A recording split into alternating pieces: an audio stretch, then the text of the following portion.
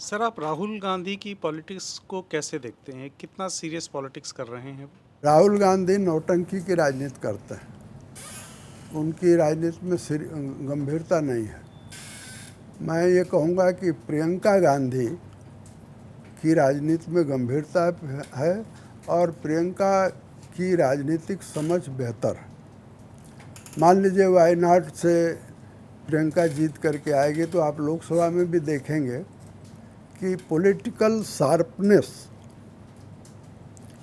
जो प्रियंका गांधी में है उसकी तुलना में राहुल गांधी कहीं ठहरते नहीं हैं। मैं ये कहूँगा कि घुटने के नीचे आते हैं। और राहुल गांधी, दुर्भाग्य की बात है कि माओवादियों के चंगुल में फंस गए, शहरी माओवादियों के। आज ये यथार्थ है कि जो जंगल में माओवादी हैं वो मेन स्ट्रीम में लौटना चाहते हैं और शहरों में जो माओवादी हैं वो उनको जंगल में सड़ाए रखना चाहते हैं, ये इस भरोसे पर कि किसी दिन हमारा भी दिन लौटेगा। अब राहुल गांधी उनकी सलाह पर उनके जुमले बोल रहे हैं। राहुल गांधी एक स्वस्थ विपक्ष का नेतृत्व नहीं कर रहे हैं। राहुल गांधी, हम लोगों की तरफ एक किस्सा कहा जाता है दाढ़ो रानी का। यानी एक महिला ऐसी थी जो अपने पति की सलाह पर, वो कोई सलाह देते थे तो उसका उल्टा करती थी। तो उससे मुक्ति पाने के लिए उन्होंने कहा कि पानी में नहीं जाना है, तो जा कर के वो पानी में डूब गई। राहुल गांधी उसी तरह की राजनीति कर रहे हैं। यानी राहुल गांधी की राजनीति में आप देखेंगे तो तथ्य नहीं है। राहुल गांधी की राजनीति में आज की परिस्थितियों का कोई ठीक विश्लेषण नहीं है और कोई ऐसा खोजेंगे सूत्र। उनके भाषण कितने देर के होते हैं और उन भाषणों में मैंने बहुत गंभीर, अभी 2-4 दिन पहले की बात है, मैं एक प्रोफेसर से मिलने के लिए गया था क्योंकि मेरी डीकॉलोनाइजेशन पर में हमारी रुचि है और मैं ये मानता हूँ कि हम सब लोगों को उपनिवेशीकरण के अभियान में शामिल होना चाहिए और भारत अगर आगे बढ़ना है तो उसको कॉलोनाइजेशन के जो सूत्र हैं उसको समाप्त करना चाहिए। मैं ये समझने के लिए एक प्रोफेसर के पास गया था। तो बातचीत में राजनीति की जब बात आई तो उन्होंने कहा कि राहुल गांधी को मैं सुनता हूँ तो मुझे हंसी आती है। लेकिन इसके बावजूद जो 2024 के चुनाव के जो नतीजे आए, उसमें उसमें जो बदलाव हुआ है उसका काफ़ी हद तक क्रेडिट राहुल गांधी की पॉलिटिक्स को दिया जा रहा है। तो मेरा राहुल सवाल ये गांधी नहीं है कि की राहुल गांधी की पॉलिटिक्स को नहीं दिया जा रहा है, हम लोग दे रहे होंगे, ये बात अलग है। जो बदलाव आया है, आप ज़रा कांग्रेस की सफलताएं देख लीजिए ठीक से तो आपको समझ में आएगा कि बदलाव दरअसल कैसा है। ये बात सही है कि कांग्रेस ने इस बार 2 काम किया। पहला, उस मानसिकता से वो निकले कि हम विकल्प दे सकते हैं और विपक्ष को अब जोड़ने की कोशिश की, लेकिन उसमें दुर्घटनाएं हुई। दुर्घटनाएं राहुल गांधी के कारण हुई और अगर उनके सलाहकार ठीक होते तो दुर्घटनाएं नहीं होती, तो परिणाम कुछ और भी हो सकता था। लेकिन एक गठजोड़ किया। लेकिन आप ज़रा गौर करिए, इसमें छल का तत्व भी था। छल इस अर्थ में था कि उस गठबंधन ने ये घोषित नहीं किया कि हमारा प्रधानमंत्री का कैंडिडेट कौन है। खड़गे साहब बनेंगे या राहुल गांधी बनेंगे या कोई और बनेगा, कई दावेदारियां थी। लेकिन इस नतीजे से राहुल गांधी की सफलता नहीं जाहिर होती है।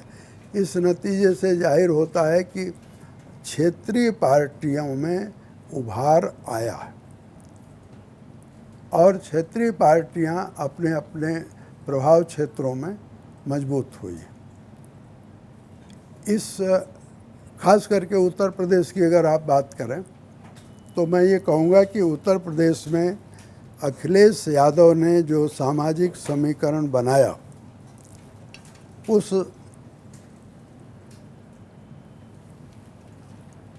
सामाजिक समीकरण ने एक सचमुच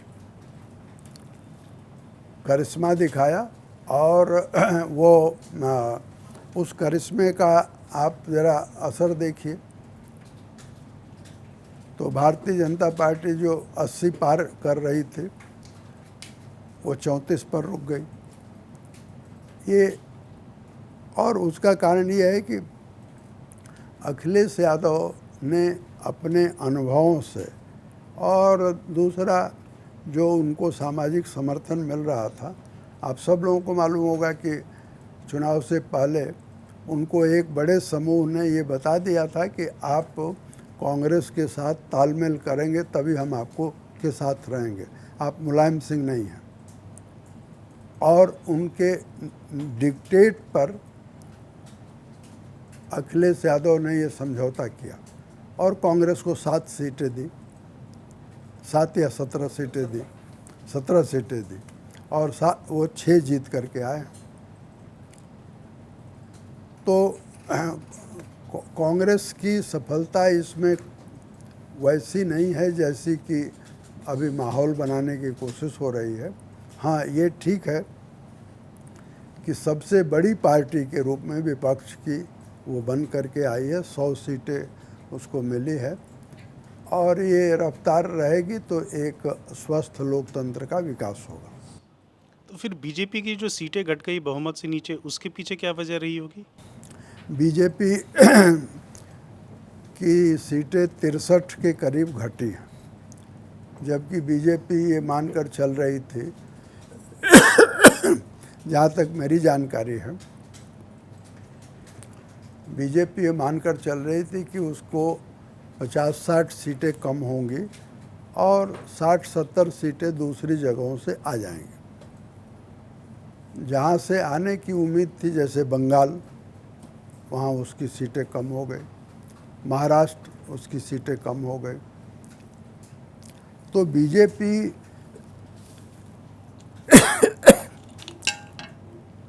बीजेपी की जो सीटें कम हुई है उसमें मेरा विचार जो है वो मैं आपको बताता हूँ। राजस्थान में बीजेपी की सीटें कम हुई हैं, यानी एक जाट पट्टी में बीजेपी हार गई है। इसलिए हार गई है